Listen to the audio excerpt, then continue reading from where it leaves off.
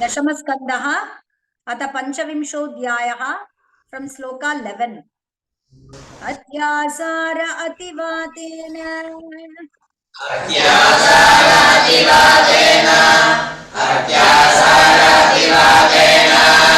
पशवो जातवेपनाः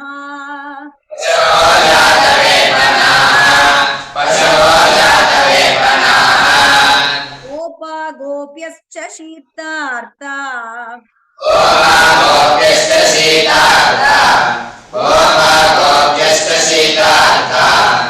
गोविन्दं शरणं ययुः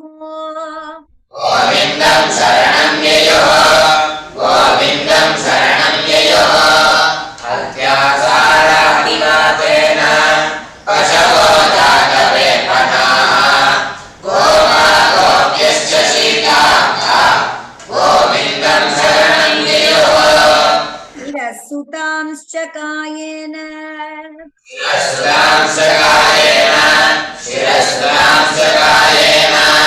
प्रच्छाद्य आसार पीडिताः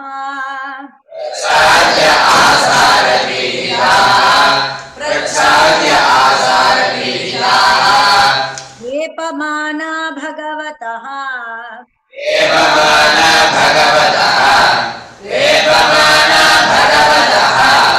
पादमूलम् उपाययुः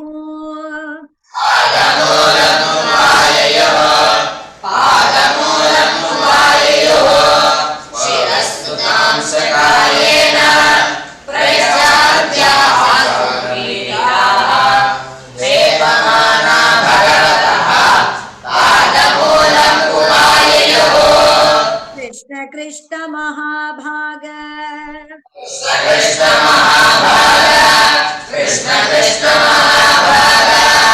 वन्नाथं गोकुलं प्रभो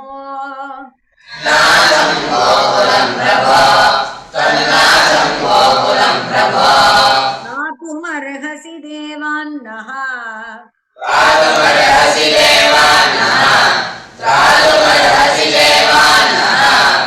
पितात् भक्तवत्सला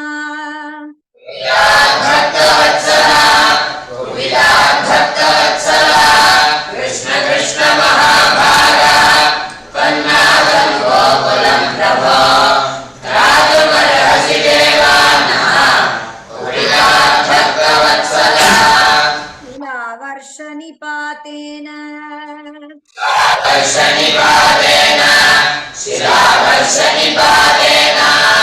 मन्यमानम् अचेतनम्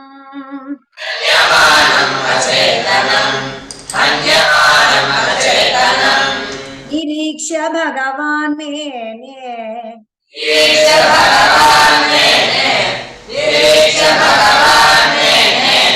कुपित इन्द्रकृतं हरिः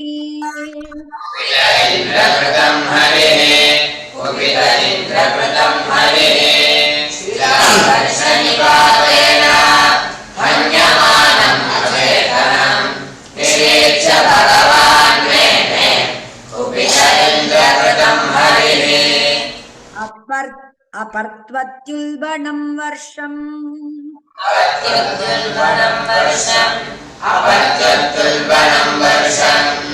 अतिवातं शिलामयम्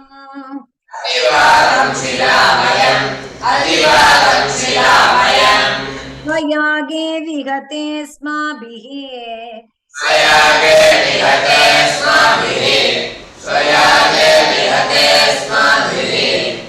इन्द्रो नाशाय वर्षति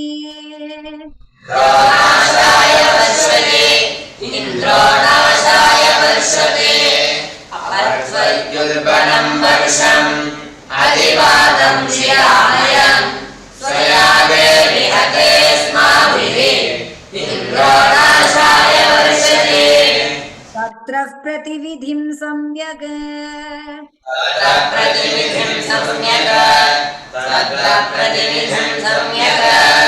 आत्मयोगेन साधये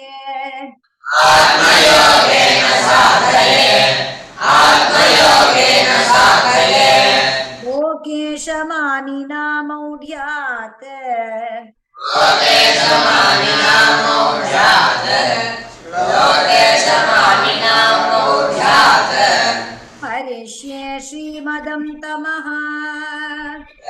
धरिष्ये श्रीमदं तमः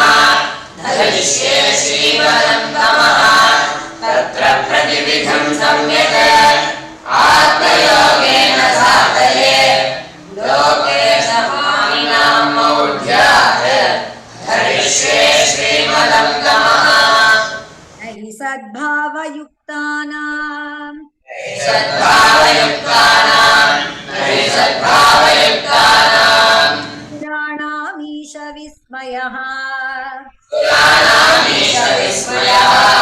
पुराणामीश विस्मयः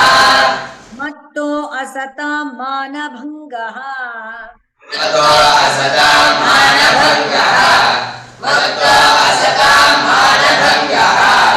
प्रशमाय उपकल्पते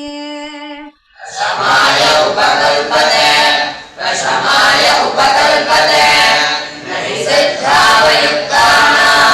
सुराणामीश विस्मयः मत्तो असतां मानभङ्गः प्रशमाय उपकल्पते तस्मान्मच्छरणं गोष्ठम्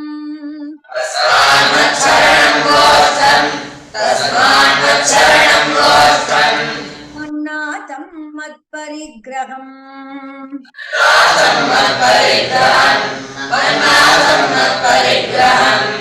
गोपाये स्वात्मयोगेन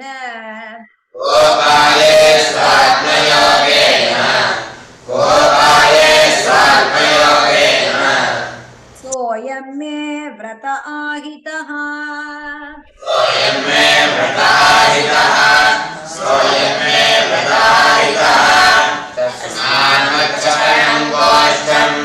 मन्नाथं मत्परिग्रहम् गोपाये स्वात्मयोगेन सोऽयं मे व्रताहितः इत्युक्त्वैकेन हस्तेन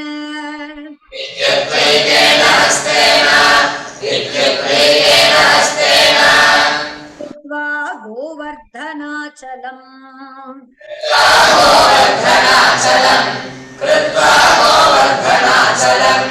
दधार लीलया कृष्णः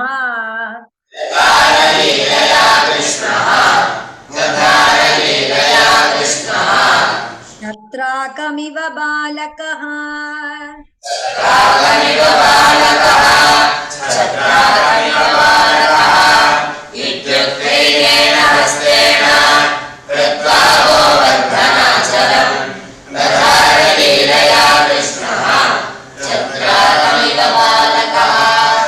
अताः भगवान् गोपान्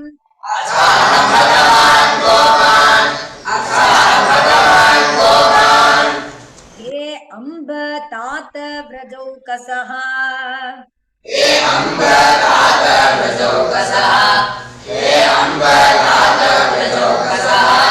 यतोपजोषं विशत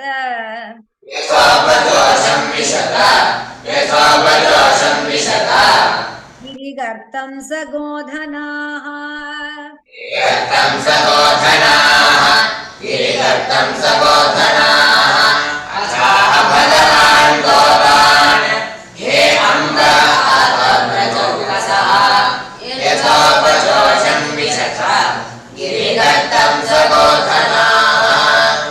त्रास इह वक्कार्यः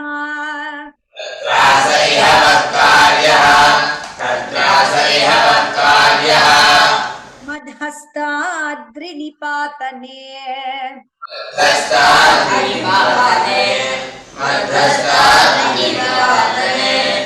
पातवर्षभयेन अलम्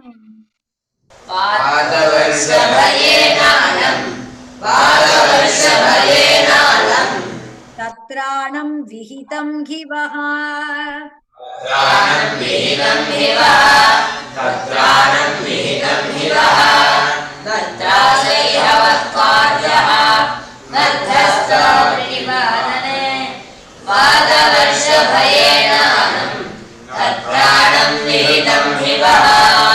तथा निर्विवशुर्गर्तम्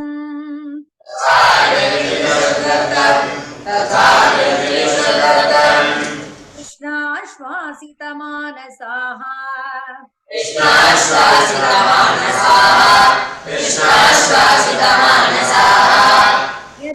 यथावकाशं सधनाः यथावकाशं सधनाः यथावकाशं सधनाः सव्रजास उपजीविनः प्रजास उपजीविनः स्वप्रजास उपजीविनः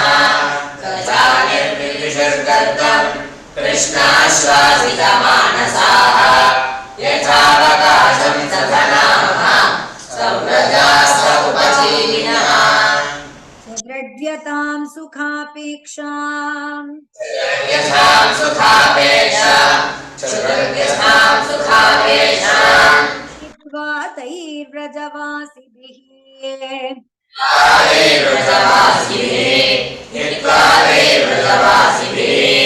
वीक्ष्यमानो दधौ अद्रिम्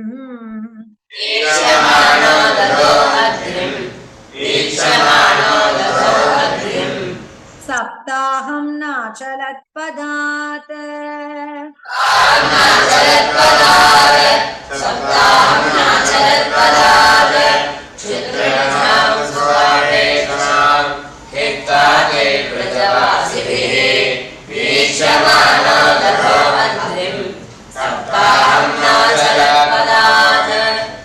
कृष्णयोगानुभावं तम्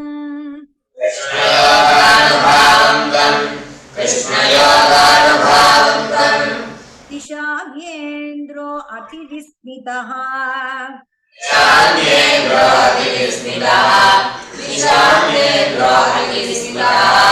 निस्तम्भो भ्रष्टसङ्कल्पः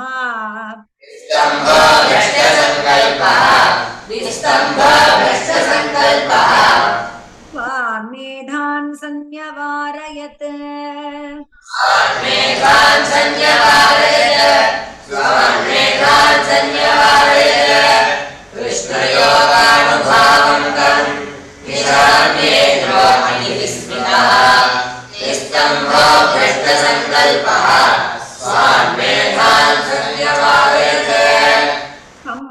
ब्रह्मुदितादित्यम्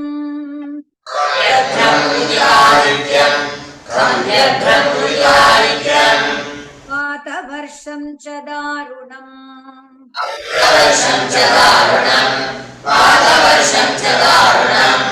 निशाम्य उपरतं गोपान्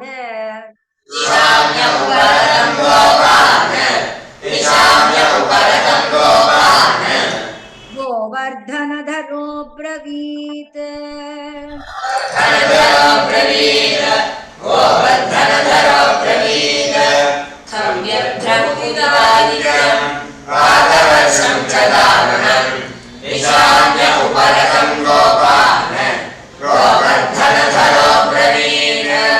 निर्यातत्यज तत्रासम्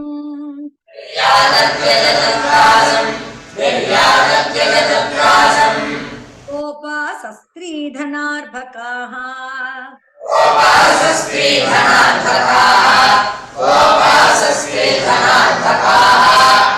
उपारतं वातवर्षम्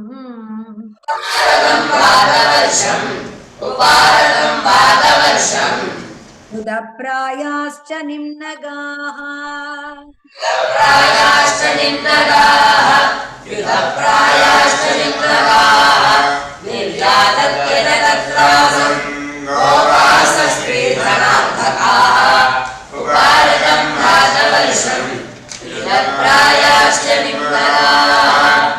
ततस्ते निर्ययुर्गोपाः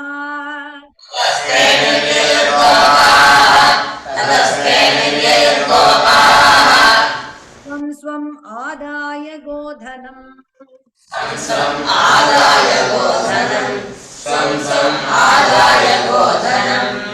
शकटोढोपकरणम्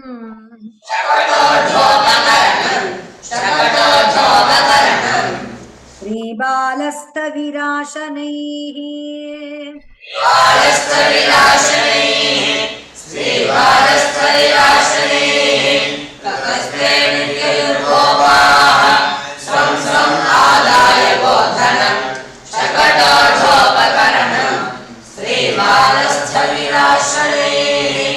भगवानपि तं शैलम्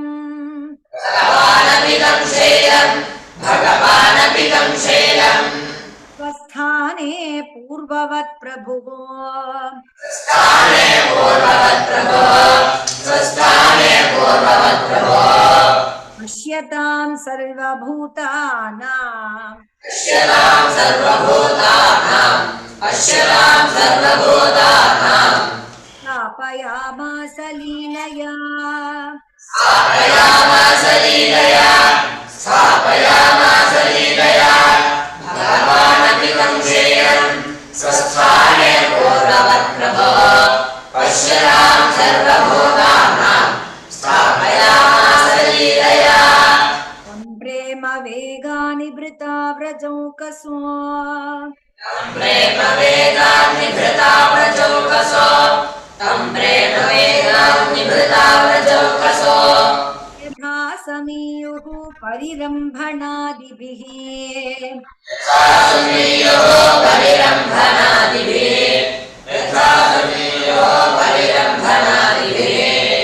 गोप्यश्च सस्नेहम् अपूजयन् मुदा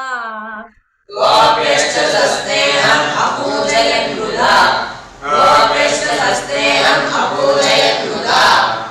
यद्यक्षताद्भिः युयुजुः सदाशिषः यक्षदाद्भिः सदाशिषः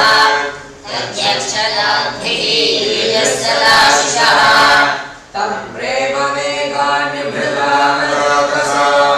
यथा समीयुः परिरम्भणादिभिः गोप्यश्च सस्नेहम् अपूजयन् मुदा तद्यक्षदाद्भिः सदाशिषः यशोदारोहिणी नन्दः यशोदारोहिणी नन्दः रामश्च बलिनां वरः रामश्च बलिनां वरः कृष्णं मालिङ्ग्य युयुजुः कृष्णं मालिङ्गययुः आशिष स्नेहकातराः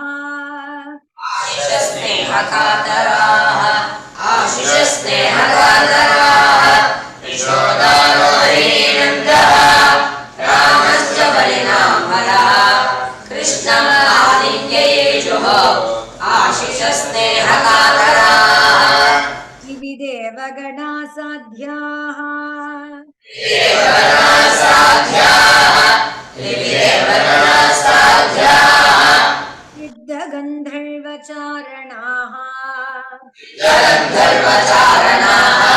सिद्धगन्धर्वचारणाः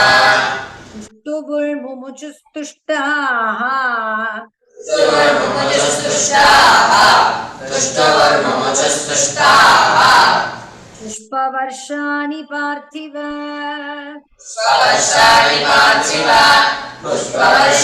पार्थिव दिव्येव गणाः साध्याः सिद्धगन्धर्वचारणाः तुष्टुभुर्मुमुचुस्तुष्टाः पुष्पवर्षाणि पार्थिव शङ्खदुन्दुभयोनेदुः शङ्खदुन्दुभयोनेदुः विविधेव प्रणोदिताः विविधेव प्रणोदिताः जगुर्गन्धर्वपतयः जगुर्गन्धर्वपतयः किम्बुरुः प्रमुखा नृप तुम्बुरप्रमुखा नृप शङ्खदुन्दुभयोनेदुः विविधेव प्रणोदिताः जगुर्गन्धर्वपतयः तुम्बुरप्रमुखा नृप ततोऽनुरक्तैः पशुपैः परिश्रितः परिश्रितः राजन् स गोष्ठं सफलो व्रजत् हरिः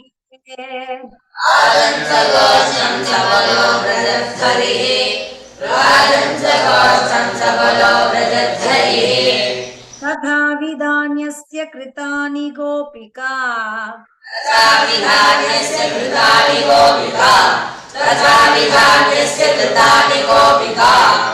गायन्त्यनुपस्थाय ईयुर्मुदिता हृदि स्पृशः गायन्त्यैर्मुदिता हृदिस्पृशः गायन्त्यैर्मुदिता हृदिस्पृशः ततोऽनुरक्ते पशुपे परिष्कृतः राजन् स घोषं सबलो व्रजद्धरिः तथा विधान्यस्य कृतानि गोपिका गायन्त्यैर्मुदिता हृदिस्पृशः।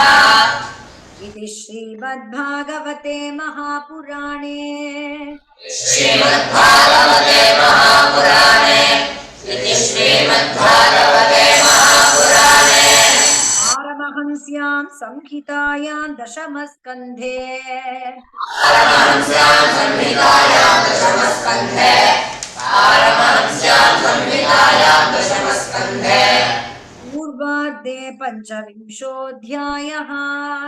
पूर्वार्धे पञ्चविंशोऽध्यायः पूर्वार्धे पञ्चविंशोऽध्यायः श्रीमद्भागवते